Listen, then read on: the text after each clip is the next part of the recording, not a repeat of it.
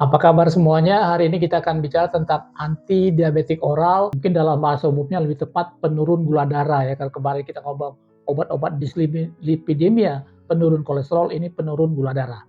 Ya. Jadi pendahuluan kita tahu diabetes sebenarnya ada dua, tipe 1 dan tipe 2, tapi kebanyakan pada tipe 2. Diabetes tipe 2 adalah penyakit metabolik kronis dengan banyak penyebab di mana tubuh tidak bisa memetabolisme karbohidrat, lemak, dan protein. Penyebab utama adalah kekurangan sekresi insulin atau kerjanya. Diperkirakan tahun 2015 itu sekitar 415 jiwa manusia menderita di seluruh dunia dan 90% diantaranya diabetes tipe 1.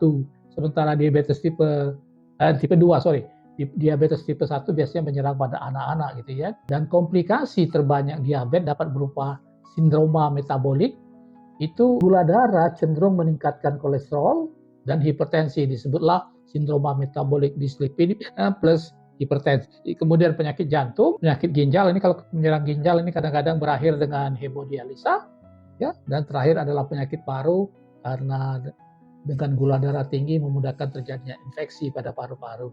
Dan diabetes menyebabkan kemungkinan manusia berisiko 2 kali untuk terjadinya kematian. Ya.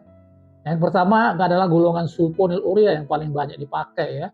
Dia bekerja dengan merangsang sekresi pada insulin, menyebabkan penurunan gula darah atau hipoglisemi dengan merangsang makan dan dapat mempertahankan berat badan. Ya, hanya efektif pada beta sel. Ya, kemudian dia dapat bekerja dengan menghambat blok ATP sensitifika channel pada beta sel. Ini cara kerjanya ya, cara kerja daripada sulfonylurea kebanyakan umumnya yaitu di nomor 3 ini. Jadi kerja obat-obat anti diabetik di usus, di otot, ya, di hati. Nah, kalau sulfonylurea kebanyakan bekerja di pankreas gitu ya. Jadi insulin, sekresi insulin ya. Jadi sulfonylurea ini meningkatkan sekresi insulin ya. Itu tempat kerja utamanya gitu ya. Ya. Nah, efektivitas daripada sulfonylurea ini 50% pasien yang baru terdiagnosa diabetes tipe 2 itu akan cepat sekali mencapai gula darah terkontrol. Sekitar 15-20% pasien itu tidak menimbulkan efek glikemik yang baik gitu ya, tidak menimbulkan efek. Jadi 15-20% tidak menimbulkan glisemia yang normal gitu ya. Nah, ini golongan sulfonylurea. Kalau golongan generasi pertama ini sudah jarang dipakai, yang paling banyak dipakai generasi kedua dan generasi ketiga ya. Gliburid atau gliclazid dengan nama dagang Diamicron atau Downhill, jadi mungkin Bapak Ibu sudah tahu. Kalau gliburid gliclazid itu nama generiknya ya. Kemudian glipizid itu nama dagangnya glucotrol. Kemudian generasi ketiga yang paling banyak juga sudah dipakai itu adalah glimepiride ya, nama dagang Amaryl dan Avandaryl ya. Mekanisme kerja mirip dengan thiazolindiol ya. Jadi generasi kedua paling banyak sekarang gliburid ya, Diamicron, ada yang baru dalam bentuk mitretad MR gitu ya. Dan cukup mahal ya. Nah, efek samping ini dapat menimbulkan reaksi hipoglikemi yang berlebihan sehingga sampai koma. Jadi koma hipoglikemik, terutama pada orang tua dengan gangguan hati ataupun gangguan ginjal. Gliburid, chlorphopamid itu efektivitasnya sama dengan efek sampingnya sama dengan chlorphopamid, tapi lebih besar dari glipizid dan tolbutamid. Yang lain itu mual dan muntah, kemudian bisa menimbulkan plastik atau anemia hemolitik, kemudian reaksi hypersensitivitis dan reaksi daripada kulit gitu ya.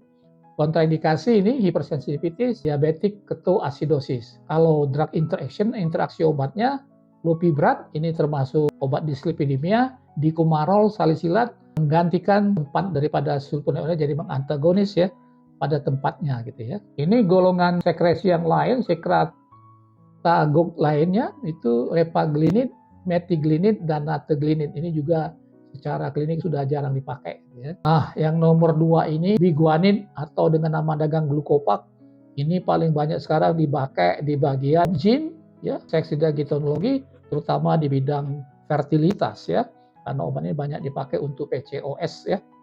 PCOS. Obat ini bekerja dengan meningkatkan asupan daripada glukosa pada otot polos, menghambat keluaran daripada glukosa hepatik dan intestinal, menghambat absorpsi glukosa intestinal, kemudian menyebabkan anoreksia jadi menyebabkan penurunan berat badan, dan ini sering disalahgunakan untuk mereka dengan berat badan berlebih gitu ya. Kadang-kadang digunakan untuk itu, untuk menurunkan berat badan gitu ya. Jadi kadang-kadang terjadi abuse terhadap penggunaan metformin ya, dipakai untuk menurunkan berat badan. Digunakan bersama suplemen urea apabila menurunkan gula darah secara adekuat. Dapat menurunkan juga total kolesterol, LDL kolesterol dan trigliserid, tapi dia justru meningkatkan konsentrasi HDL kolesterol gitu ya. Tapi menurunkan yang lain-lain, tapi meningkatkan HDL kolesterol. Ini metformin tadi sudah dijelaskan ya. Jadi di dua tempat ini dia kerjanya ya. Jadi di otot dan jaringan adipose ya. Jadi glukosa uptake itu ya meningkat, dan sehingga penggunaan glukosa akan meningkat. Ada hepar gitu, luaran metformin ya, menurunkan daripada gula darah gitu ya.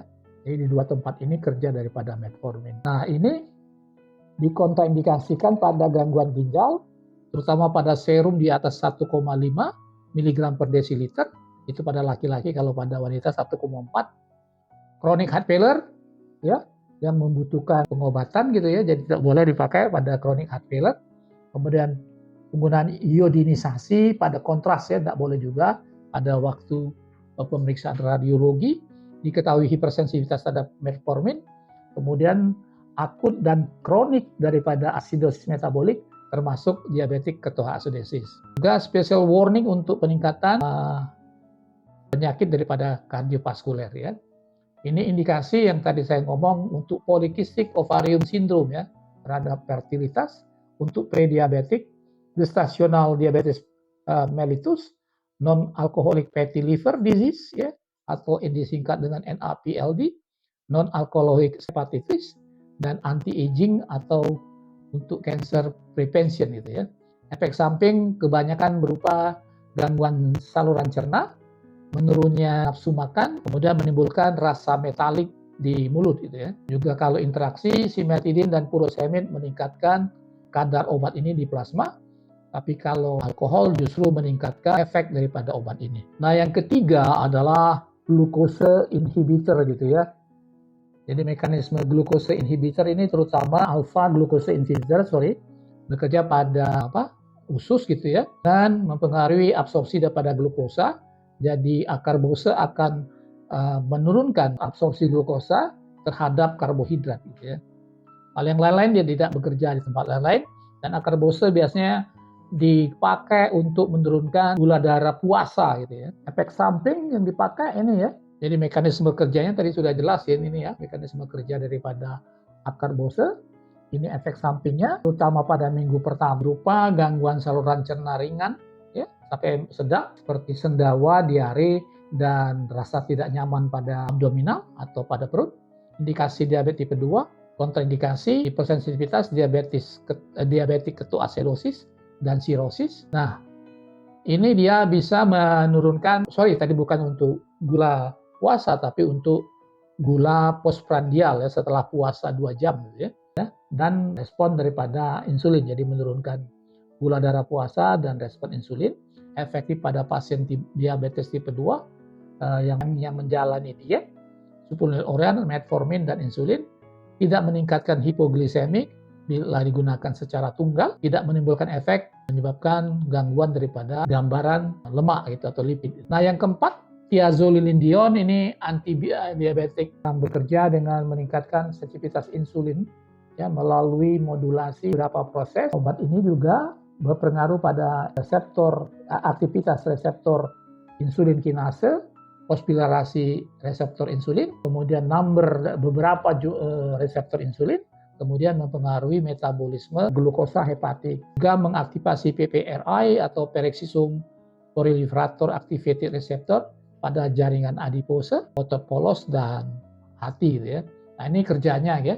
Jadi pada otot dan jaringan adipose ya. Jadi thiazolidinedione menurunkan resistensi insulin, meningkatkan ambilan daripada glukosa. Pada hepar itu menimbulkan daripada hepatic glukosa output itu dapat menurun gitu ya. Jadi yang terakhir adalah dia juga bekerja dengan memperbaiki, improve daripada sel beta pankreas di pankreas gitu ya. Nah, ini PPRI group yang ligan kalau fibrat Alfa ya, fibrat ya. Fibrat itu efeknya pada lipoprotein dan peroksisom. Kalau yang kita ini alfa yang gamma ini ya, ada pada sintesa lipid. Kalau yang fatty acid pada gamma, sorry ini I itu ya.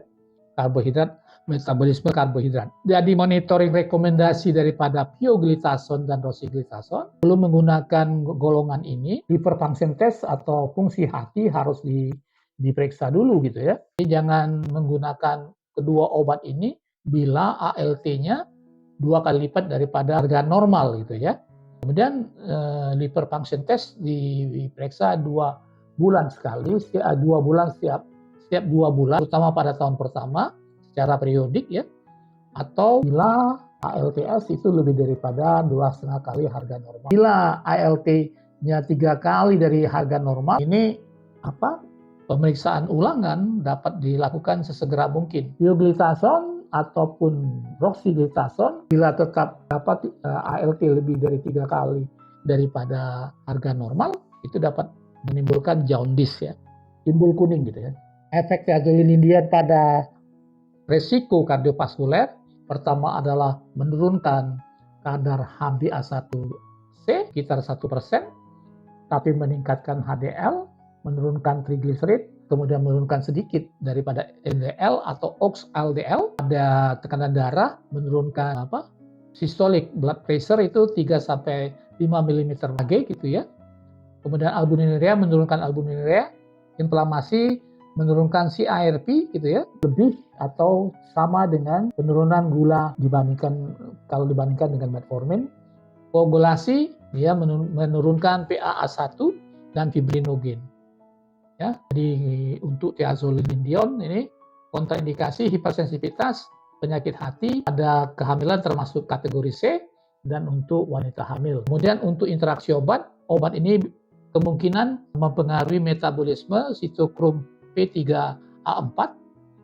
Mempertimbangkan hal tersebut ya, kalau diberikan bersama sitokrom P3A4 seperti kalsium channel blocker, kisaprit, steroid dan hemagglutase ya harus dipertimbangkan gitu ya.